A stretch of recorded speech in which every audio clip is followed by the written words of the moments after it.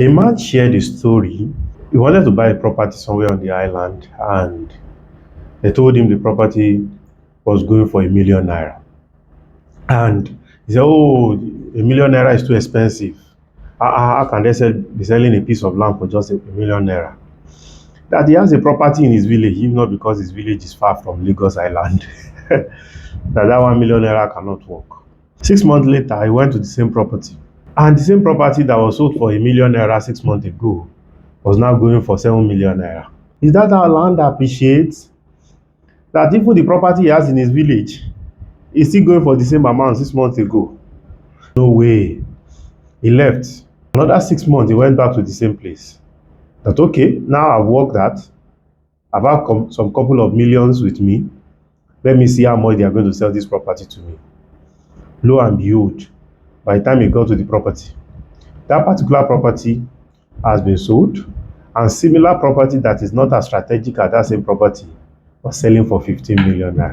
And the agent that has been taking him around told him, "Oh, it's like you are going to go and bring down your land in your village, because from the look of things, I don't think you buy a piece of property anywhere in Lagos." Okay, I just thought of sharing that story with us to drive home what we are going to be looking at tonight. So my name still remains Ope Oluwa Oni, and I know that most of you are probably getting to this channel for the first time, and we like you to share, like, and comment if whatever you have watched in this video has made a lot of sense to you. So how to avoid the mistake of documentation when you bought after buying a piece of land in Nigeria. So we'll be looking at a series of mistakes to avoid. We've looked at purpose, budget, and a whole lot of mistakes that we need to avoid. So now we are looking at how to avoid the mistakes of documentation. That is the teaching tonight. So follow me as we go into that teachings tonight.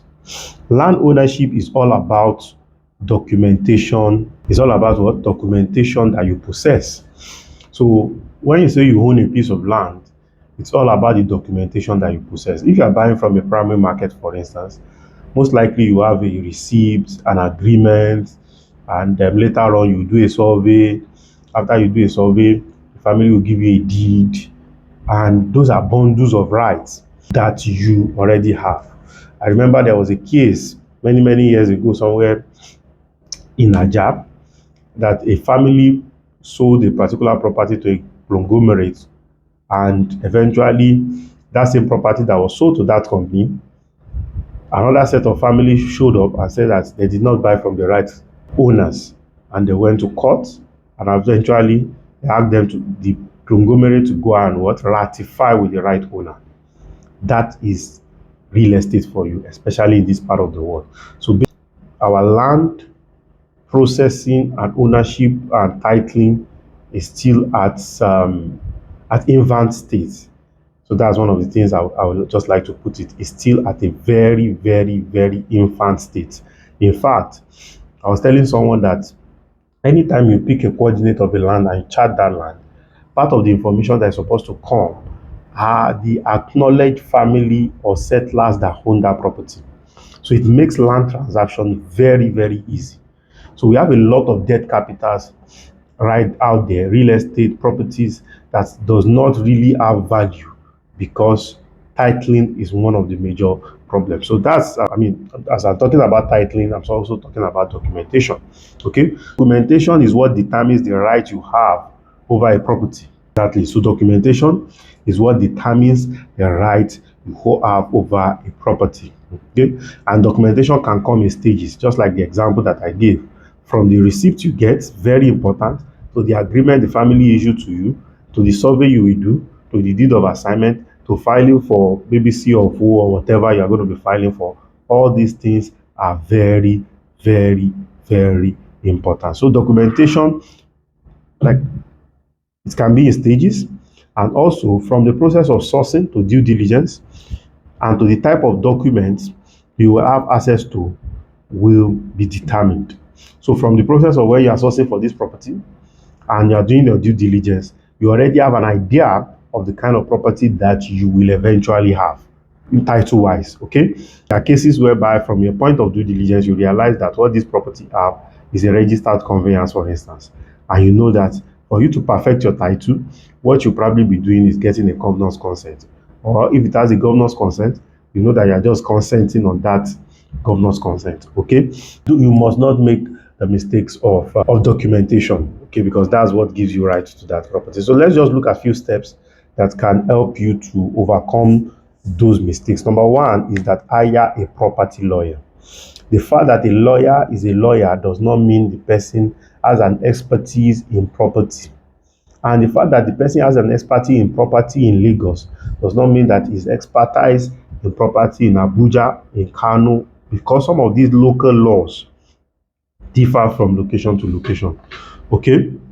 And you don't want to make a mistake. I remember when we had a transaction sometimes in 2020 of about 200 and something million, and there were due diligence that was not properly carried out.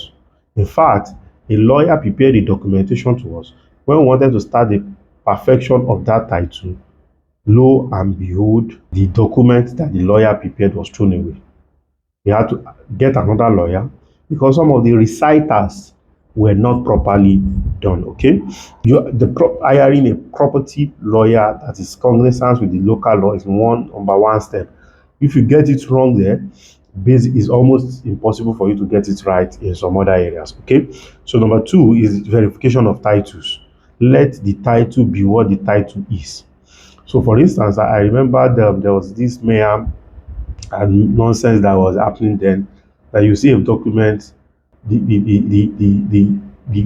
will say, okay, this title, this land has a CFO. However, the CFO they are parading is not the CFO for that land. It could be for a CFO of another land that is 100 meters, 200 meters away. And if you don't do proper title verification, you will be assuming that that land has a CFO, whereas it does not have a CFO. Okay. Number three is due diligence, of course. These are part of the things the lawyer is going to help you to do, and the surveyor will also help you to do in that area. Then number four is execution of agreement. Execution of agreement, and all the loopholes must be covered by the law. If, for instance, they are paying over a period of time, you are paying in installment, all those details must be covered in the agreement that is being put together.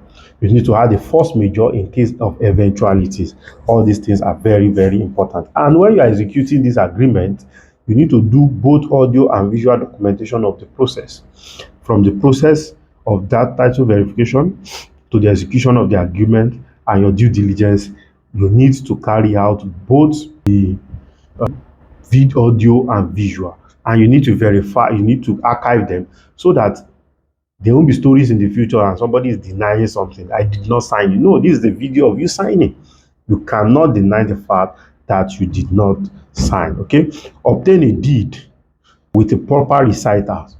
Okay. The deed, a reciter basically shows the history of ownership and who is transferring what title to what. And it's very, very important. If it's not properly captured, your eventual, which is the next thing, filing for perfection of title will almost be impossible for you to achieve. Please note this, very, very important. I'm going to repeat it again.